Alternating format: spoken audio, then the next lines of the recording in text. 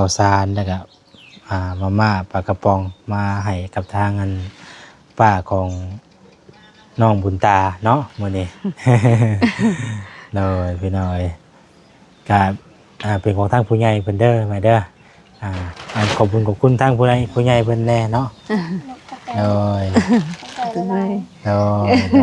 ก็ยังว่าค่อยยังว่าหั่งค่อยยังว่ามีอยู่ได้ยินหมู่เว้าได้ยินอันหมู่ว่าหมู่นี้ว่าค่อยมีอยู่ว่าอันใดหั่งมีอยู่ว่าอันใดก็ดีโยว่าหนึ่งชงก็ว่าพุทุกไปอยู่ไปนอนนั่งอยู่ก็ว่ามีหั่งมีนี่เฮ้ยทำได้ว่าโยยังใครแต่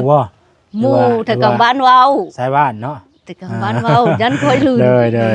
มีผู้เอามาเฮ้ยนี่เลยยันค่อยได้ค่อยลื่นนั่นแหละแล้วเว้าค่อยก็ว่าตามใจค่อยอันนี้ค่อยงานด้วยค่อยวันยังใครแต่ก็จะนอนค่อยไปนอนไปปาดคอกับเจ้าผู้ว่าค่อยว่าเวทนั่นแหละมาแล้วก็โยหลุดเว้าเพิ่นน่ะชาวบ้านเพิ่นว่าเฮามีแบบไดเนาะคันมีเฮาบ่นอนได้แบบนี้ยังว่าเลยจังเว้าน่ะเนี่ยก็จะให้น่ะมีแต่หม้อใหม่แหละอันนี้ก็จะเป็นครัวเนาะแม่นครัวอยู่ครัวกินยังหลังไฟอยู่ได้หาเนาะแม่นไอ้ก็เพิ่นมื้อนี้เพิ่นเปลี่ยนหม้อใหม่โอ้เพิ่นเปลี่ยนหม้อใหม่แล้วบ่นี่เอามามื้อนั้นยังอยู่บ่ยังนี่บางที่หม้อเพิ่นน่ะพี่น้องเอ้ยเนาะนี่หม้อแห้งแต่กระโปงเพิ่นน่ะถ้วยใหม่ยังบ่ทันใช้บ่ถ้วยยังบ่ทันจะใช้ได้ถ้วยแล้วยังแพงอยู่จ้ะเป็นทางเข้ามองอยู่มองนอนทางอันแม่เพิ่นอยู่นั่นแหละโอ้นี่แหละมองนอนเพิ่นก็กางไว้ไปซี่เลยเนาะพอเวลาไม่เข้านอนโดนนั่นเนาะบ่ต้องกางตื่นกางแล้วเด้กางไว้เลยกางไว้เลยเพราะส่วนหลายเฮาก็แจ้งมาก็มีแต่ออกมาอยู่นอกพี่เนาะให้ก็เป็นมองอยู่มองนอนลาไปหน่อยก็บ่ได้ปูสาดปูอย่างนะเอาผ้าเนาะมาปูนี่ผ้า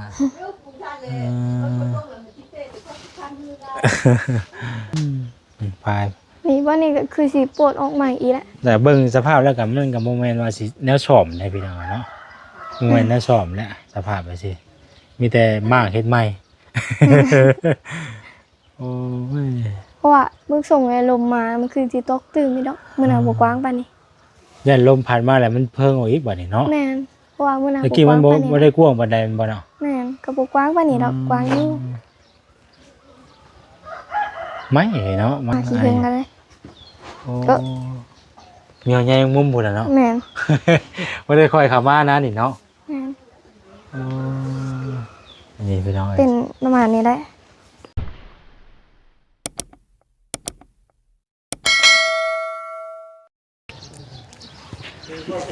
พี่น้องมืดฟ้ามืดฝนมาเลยเนาะฝนสิตกบ่จักดอกเนาะหลายมื้อหลายวันแหละพี่น้องฝนบ่ตกเนาะไปไกลไปทางใดทางบ้านใดก็ก่อนสิไทยเริ่มแห้งแล้วพี่น้องเอ้ยเนาะปีนี้เฮ็ดนาจะว่าสิยากอยู่จักเนาะหลายผู้หลายคนก็ได้สิได้ดูดน้ำลายอยู่จักเนาะปีนี้สบายดีเด้อพี่น้องเด้อเนาะสบายดีเบิดสุขคนพี่น้องเอ้ยพอๆกับซ่องบอลแซนเนาะตอนช่วงจักโมงพุ่นนี่ค่ำๆเนาะช่วงค่ำๆพี่น้องเอ้ย3-4 โมงนี่แหละเนาะพอดีพากันมาแต่บ้านพุทุโจยพี่น้องเนาะมาก็ได้พากันมาแวะอยู่บ้านนั้นมันยังดอนกองบ้านดอนกองพอดีมื้อนี้ว่าแซนซื้อเข้าไปให้อันพุทุโจยเนาะแล้วก็ถือชุดยังชีพที่ว่าทางผู้รักผู้ใหญ่เพิ่นจัดไว้ให้นั่นแหละเนาะก็เลยคิดเห็นทางป้าของทางอันน้องบุญตาเนาะก็เลยไปเอาเครื่องเอาของมาให้เพื่อนมันนี่เป็นอะไรครับเป็นข้าวสารเนาะข้าวสารนะครับมาม่าปลากระป๋องนั่นแหละเนาะไปเอามาให้เพื่อนเล็กๆน้อยเพราะได้อยู่ได้กินนะเนาะว่าได้บรรเทาไปพี่น้องเลยเนาะมาทางนี้ก่อนพี่น้องเลยมืดผ้ามืดฝนมาเลยสวัสดีเด้อน้องเด้อสวัสดีทั้งสวัสดีสบายดีทุกคนแล้วอยู่นี่ตัวยังน่ะทางน้องกันน้องเพว่าเป็นเอาน้ำมาบ่อยู่เพื่อนพอดีมื้อนี้กันเนาะ ให้น้องเพิ่นพามาคือเก่าพี่น้องเอ้ยเนาะพอดีจะเข้าไปหาทางนั้น ป้า ป้าน้อง ปลาชุเนาะ น้องบุญตาน้องบุญตาบ่คือน้องบุญซื่อ ยังบุญตา ๆน้องบุญตา บุญตา อ่า วันที่ยังใช่มันได้ไปใช่ไหม วันที่ สิไปใช้ วันคือวันที่คือแม่คือวันพุธบ่ พุธตัวที่แมนอยู่10มันพุธ เป็นยังสิไปใช้ เอาเสียงได้เสียงขึ้นมห้า อ๋อเซ็งมีวันอาทิตย์เนาะมื้อนี้เนาะมื้อนี้ก็ไปโรงเรียนบ่ บ่ได้ไปวันอาทิตย์ อ๋อ บ่ได้ไปพักเป็นทิศ2ทิศอ่ะ อ๋อพักเป็นที่สองอาทิตย์แหละมีแต่ปลาถ่าไปอันเฉพาะมื้อบัดนี้อ๋ออ๋อไปเดี๋ยวค่อยเอาไปเพิ่นก่อนมาค่ำด้วยถือของช่วยไป ได้ยิดนั่งนี่ก็ได้ใช่ ไปไปเลย ต้องเบิดใช่เด้อ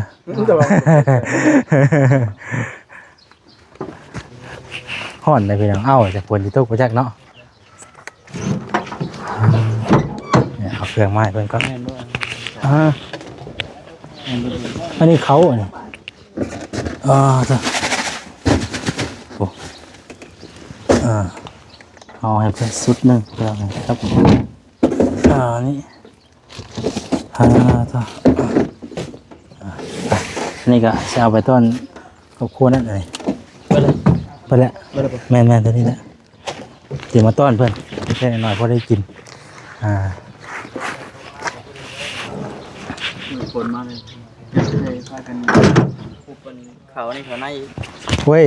เดี๋ยวก็ให้เพื่อนแล้วนี่บ้าขอนั่นก่อนก็เป็นมันอย่างไรแล้ว นี่เนาะ ช่วยหน้าให้ก่อน คือว่าบริโภคไปเห็นนะ รุ่นนั้นว่าให้มันออกใช่ปะแต่มันละลายได้ไหมทักแน่ดีเนาะฮ้อนไปหน่อย แค่สิรถรถเส้นหนา ฮะบอกไหมให้เส้นหนาอีกแล้วออกไปเจอคนเนาะเฮ้ยเดี๋ยวเพนสะดุดมาเส้นหนาเนาะไปใช้อัน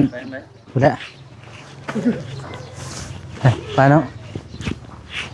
ก็ฮ้อนได้พี่เราเพราะยังฝนตกอยู่นี่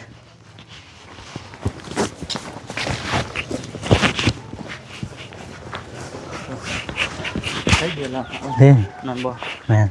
โอ้คืนช่วงหมู่ห้า พี่บอกคำแล้วก็ถือซอยป่ะได้ป่ะได้อยู่ป่ะ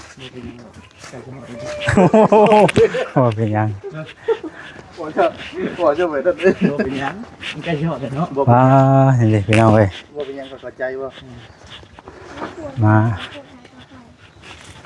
เห็นเยอะเนี่ยชายเพิ่นโอ้เราไล่ผ่าตังไหมบ่บัดนี้ แม่งนะบ่นอนแล้วบ่นอนเลย เฮ้ยเฮ้ยบ่นอนไหมบ่มาพี่น้องเอ้ยไปมาพอจะดีขอบใจละลายปลาคาร์ฟเอาขึ้นเลย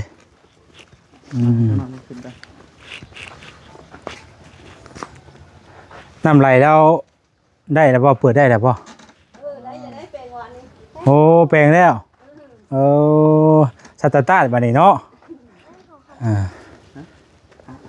ไปหน่อยไปหน่อยไปนักแต่บ่เนาะฮ้อนไปหน่อยเบิ่งขออนุญาตเกิดก่อนตึ๊บยกมือเลยได้วันนี้พอกันอีกแล้วพี่น้องเอ้ยมื้อนี้ก็ได้เนาะว่าเฮ็ดหยังอันนี้แม่เฮ็ดมุงหยังอันนี้ คนเฮ็ดยันคนนำเข้า โอ้ยันผลห้ามเข้า ลูกเฮ็ดเดี๋ยวคน นั่นยันผลห้ามเข้าก็เลยอัน เด็กกับอันแม่กับแม่บ่มีบ่นอนเลยเพิ่นนอนดีกว่า ถ้าว่าบ่มีหม้องนอนแล้วก็สิมานอนอยู่นี้บัดนี้น่ะสิมาส้นผลอยู่นี้โอ้โดย เดี๋ยวคนตุ่มเหลงนะ โดย ว่าคำนอนเป็นอยู่นี่แหละตัว นั่งอยู่ใกล้นั่นก็ได้ล่ะนั่งอยู่ใกล้ๆนั่งลงพื้นอยู่แล้วโอเคจ้ะอากาศร้อนเนาะมื้อนี้ก็ได้มาเยี่ยมมายามกันใส่ไม้เพิ่นน่ะ เคยเป็น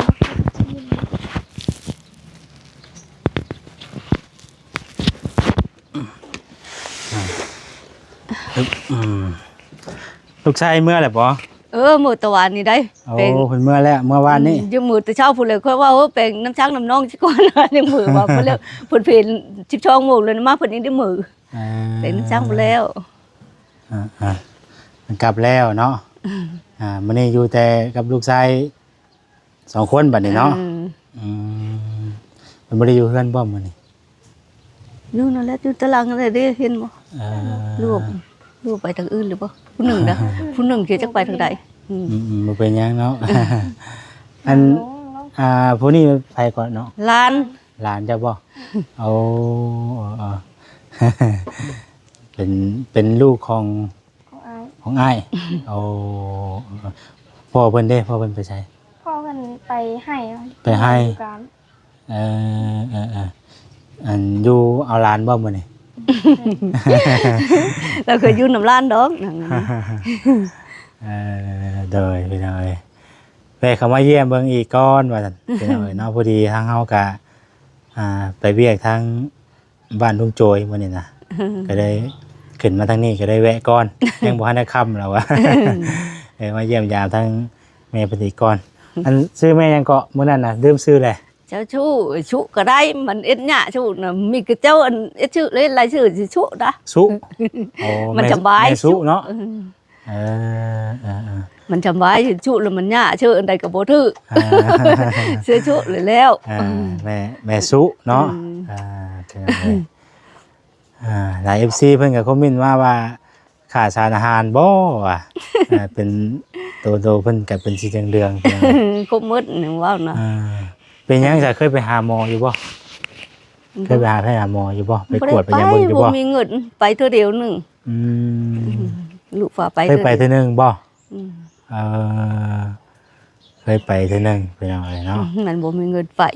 เพิ่นว่าเป็นยังซะโยเพิ่นว่าชงชัยจักเป็นว่าเบาหวานเท่านั้นแล้วเพิ่นว่านั่นหรือเพิ่นเอายาเพิ่นว่าเป็นเบาหวานบ่เพิ่นชงชัยนั่นนะเพิ่นว่าเพิ่นว่าก็ชงชัยแต่ชื่อไปเท่าเดียวบ่ได้ว่าเป็นแท้เนาะแค่สงสัยชงชัยเพิ่นก็ว่าอยู่น่ะเลยไปเลยมันบ่มีเงินไปแล้วอยู่เดี๋ยวก็ว่าตามมันว่าตายเลยทิ่มก็ว่ามันบ่มีเงินปลูกกิน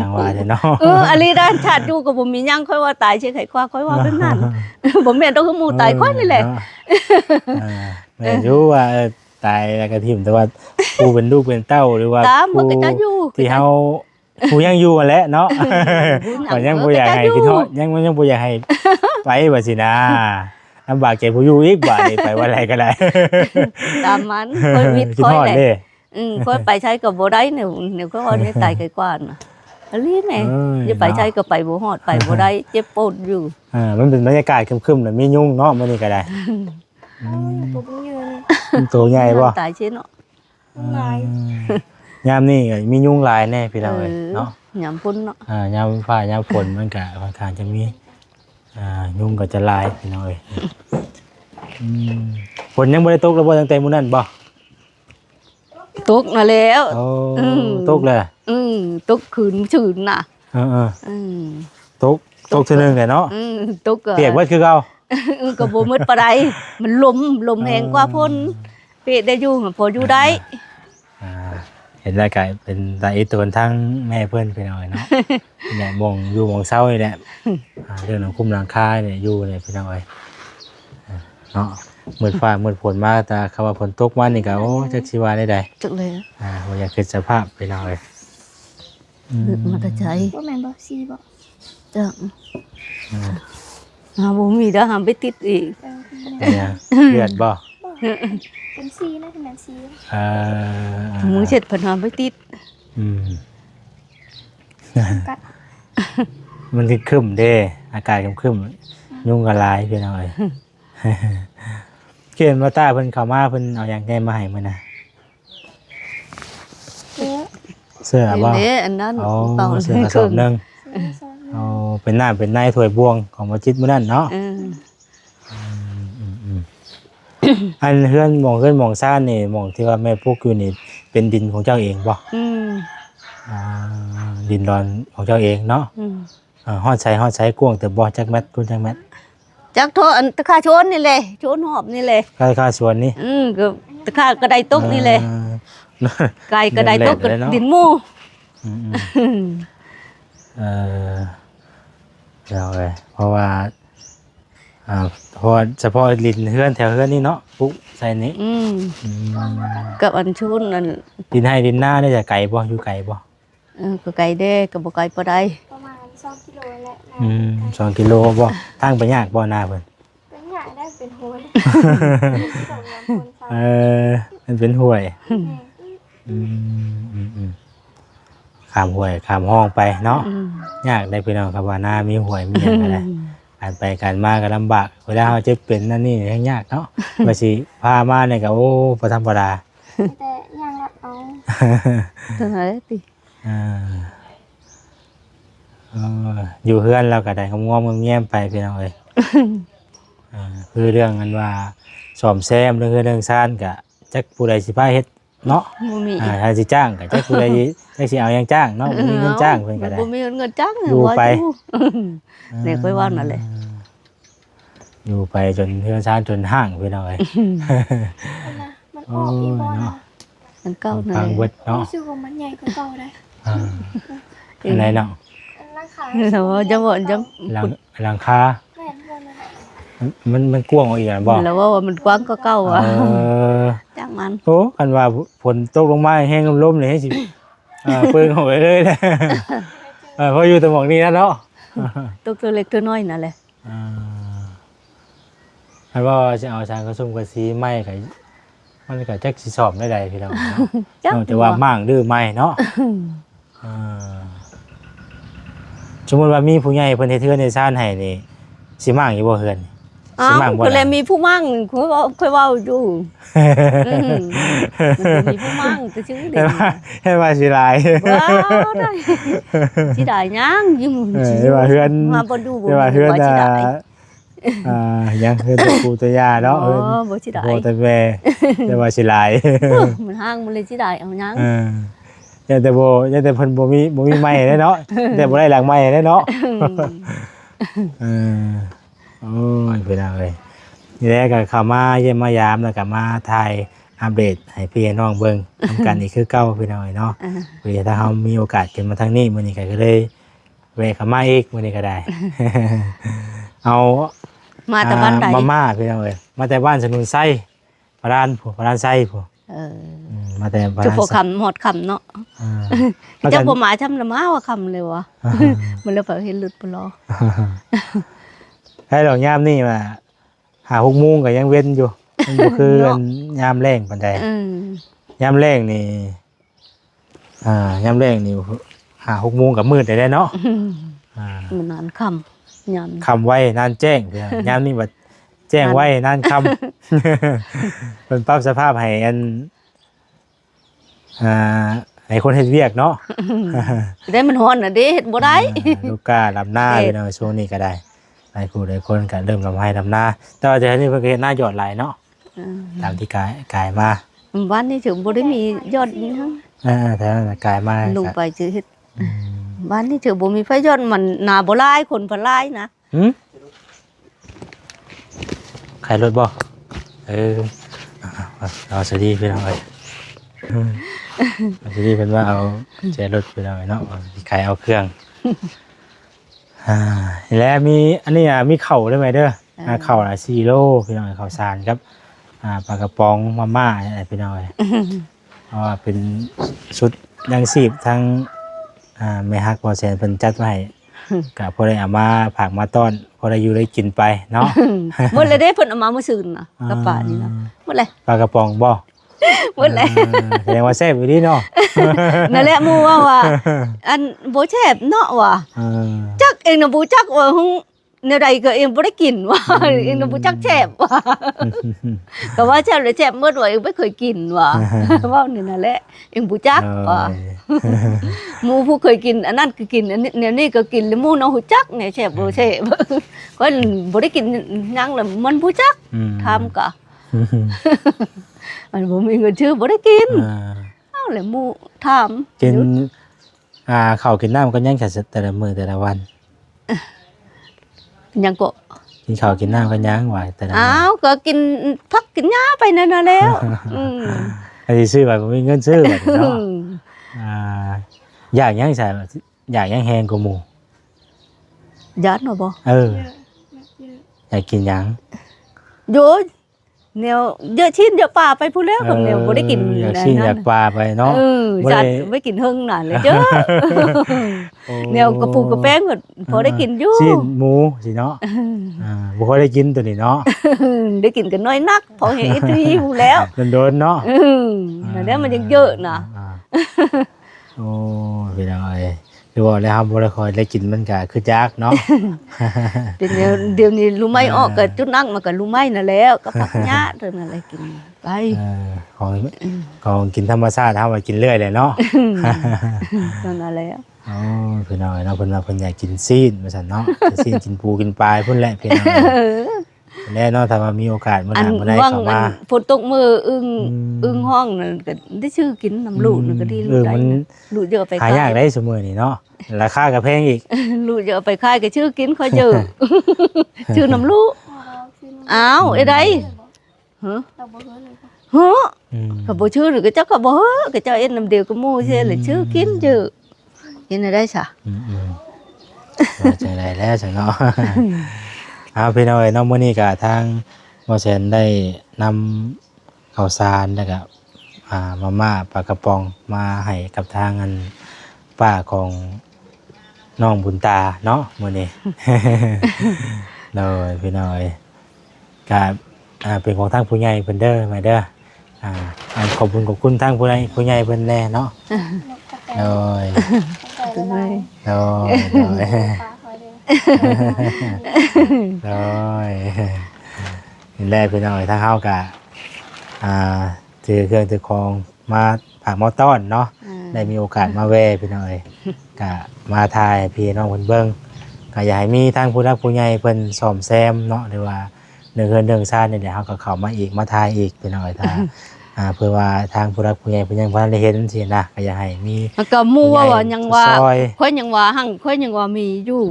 ได้ยินหมู่เว้าได้ยินอันหมู่ว่าหมู่นี่ว่าค่อยมีอยู่ว่าอันใดหั่งมีอยู่ว่าอันใดก็ดีโยว่าหนึ่งชงก็ว่าฝนตกไปอยู่ไปนอนนั่งอยู่ก็ว่ามีหั่งมีนี่เฮ้ยทำได้ว่าโยยังใครแต่หมู่แต่กลางบ้านเว้า สายบ้านเนาะ แต่กลางบ้านเว้ายันค่อยลื่นมีผู้เอามาเฮ้ยนี่เลยยันค่อยได้ค่อยลื่นน่ะเลยแล้วเว้า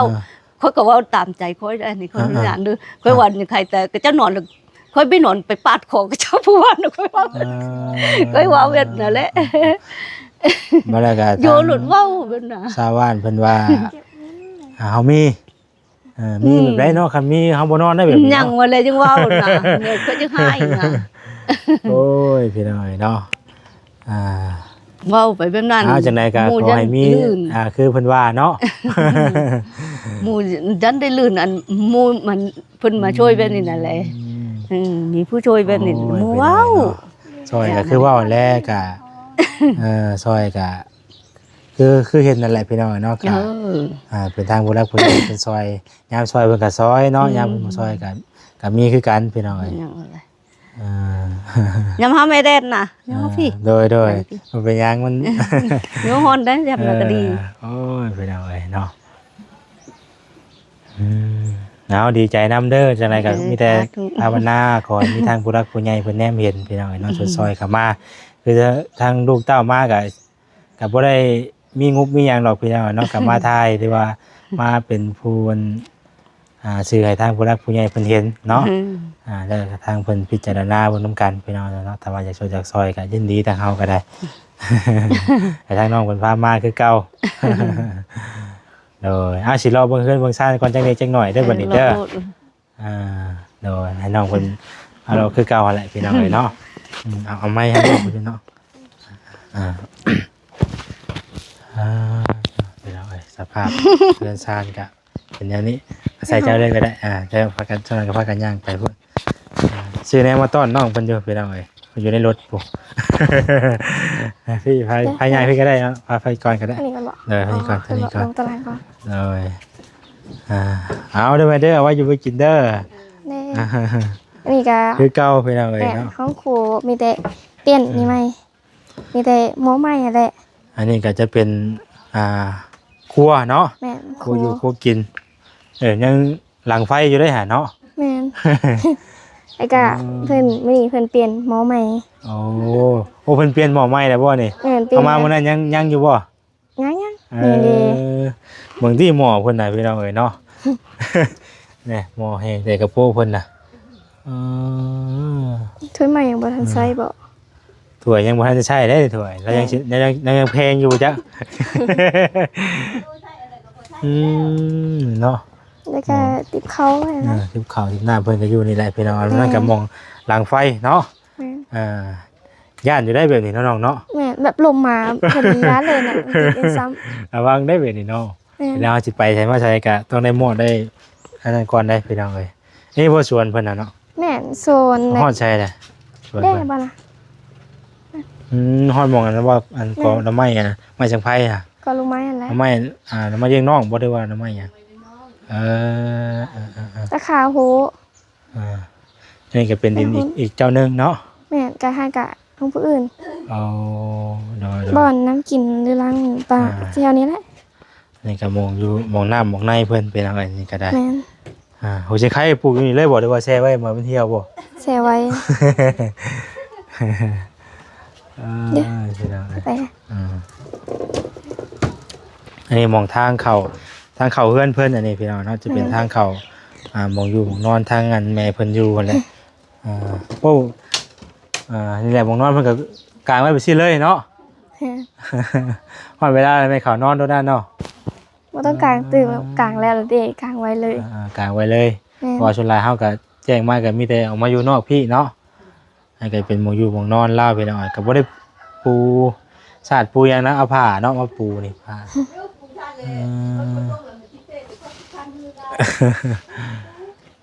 เนาะบ่อยากจะคิดสภาพไปหน่อยเวลาฝนตกฝนดินเนาะน้องเนาะ แม่น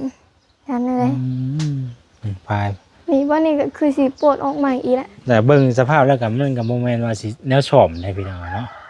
บ่แม่นแนวซ่อมแหละสภาพไปสิมีแต่มากเฮ็ดใหม่ โอ้ย เพราะว่ามึงส่งไอ้ลมมามันคือสิตกตื่นไม่ดอกมื้อน่ะบ่กว้างปานนี้ ย่านลมพัดมาแล้วมันเพิ่งออกอีกบัดนี้เนาะ แม่นเพราะว่ามื้อน่ะ เมื่อ บ่ กี้ ก มั ว้าน ง บ่ ปานนี้ บ่ได้กว้างปานใดมันบ่เนาะ แม่นก็บ่กว้างปานนี้ดอกกว้างอยู่ ไม่เนาะไม่เลยบ่มีผู้พาเฮ็ดมาซ่อมแซมให้เราก็ได้จักสิเฮ็ดจังได๋เพิ่นว่าสิเฮ็ดเองตัวเองก็บ่แข็งแรงอยู่ไปแต่ละมื้อแล้วก็ได้อดทนอยู่ไปเนาะ เข้าได้บ่นี่ป้าเฮาได้บ่นี่นะ อ่า ลองเข้าเบิ่งบ่ได้เข้ามาขี้เพิ่งกันเลย โอ้เมียวใหญ่มุมพุ่นน่ะเนาะ แม่น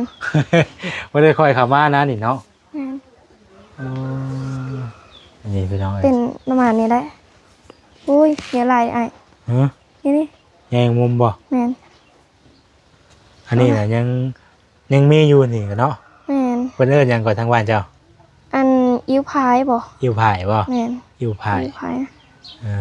แม่นบ่ล่ะทงผายบ่น่ะ แม่นมันจะทงพายนะ เอาไว้ยันหมอนแล้วก็เนาะ แม่น อันนี้ก็แม่นได้พี่น้องเนาะอันนี้เฮ็ดเอาเองได้นี่เนาะ แม่น อันนี้เฮ็ดเอาเองอันนี้นะแต่สมัยก่อนมันยังก็พากันเฮ็ดเอาเองพี่น้องเอ้ยไปเอาวันนี้มีแต่ว่าพูดไปรถพูดเนาะ โดย ไปให้น้องเพิ่นย่างก่อนโอ้สภาพเพื่อนเพิ่นเห็นแล้วก็อุกไปหน่อยขนาดผลหัวเล็กหน่อยก็ยังอยู่ยากเลย ดีแบบนั้นดีดอกอันนี้ไปเดี๋ยวไปล่ะไปบูไป มา ไปวันนี้ได้ไปเด้อเอาไว้อยู่ไปกินเด้อ โดยไปพี่น้องครับ ตกได้ ฝนตกเด้อเพื่อนเพิ่นกะฝนตกมันเปียกเรื่อยพี่น้องก็เลยเกี่ยงเนาะแป้นนี่กะ คอยลงตกได้ ในหมู่บ้านเพิ่นนี่กะผู้มีก็มีผู้มีก็บ่มีพี่น้องเนาะมาปนกันไป แต่ว่าเข้ามาเลิกเติบเลยบ้านเพิ่นนี่กะตามที่ว่าใช้เข้ามาอึ๊บ